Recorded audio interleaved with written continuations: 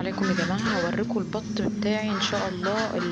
البغال والبكيني ما شاء الله واصل لأربعة كيلو ومية وأربعة كيلو وستمية، وأربعة كيلو وربع.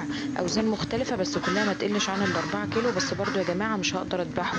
ليه مش هقدر أذبحه دلوقتي؟ لأن لازم قبل ما تذبحي البط بتاعك تشد ريشة من الجناح وتشوفيها، لو ناشفة هتقدري تذبحيه، لو مش ناشفة أو طالع فيها دم تعرفي إن هو كده لسه طري، وإن هيبقى تقله ده كله دهن.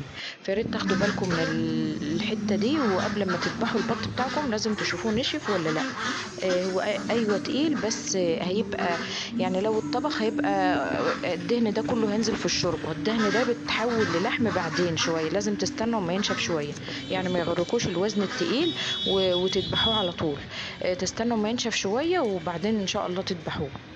على فكرة يا جماعة، ده مش ميزان بط ولا حاجة، أو الميزان بتاع المحلات ده. ميزان بشري عادي يعني اللي بيوزن الناس، بس هو ده اللي عندي يعني وزنت بيه. دي بطة بكنية، بيور. بط بيور بكيني برضو واصلة ل4600. البط البغال أصغر منها شوية كانت واصلة ل4100. بس زي ما قلت لكم برضو لازم نشوف ريشة من الجناح الأول.